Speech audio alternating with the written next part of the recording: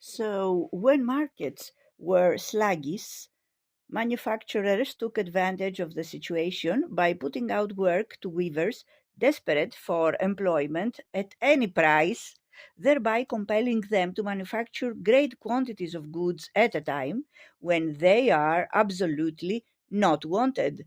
With the return of demand, the goods were then released on the market at cut price, so that each minor recession was succeeded by a period in which the market was glutted with cheap goods, thereby holding wages down to their recession level. The practices of some employers were unscrupulous to a degree, both in the exaction of fines for faulty work and in giving false weight in yarn. Yet, at the same time, as wages were screwed lower and lower, the number of weavers continued to increase over the first 3 decades of the 19th century. For weaving, next to general laboring, was the grand resource of the northern unemployed. Fustian weaving was heavy, monotonous, but easily learned.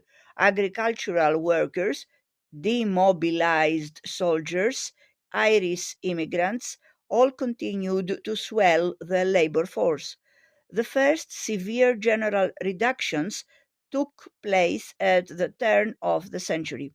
There was an improvement in the last year or two of the wars, followed by further reductions after 1815 and an uninterrupted decline thereafter.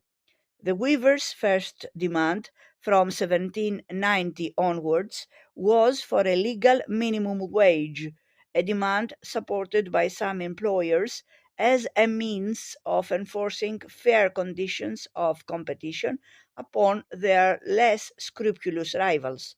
The rejection of this demand by the House of Commons in May 1808 was followed by a strike when 10,000 to 15,000 weavers demonstrated on successive days in St. George's Fields, Manchester.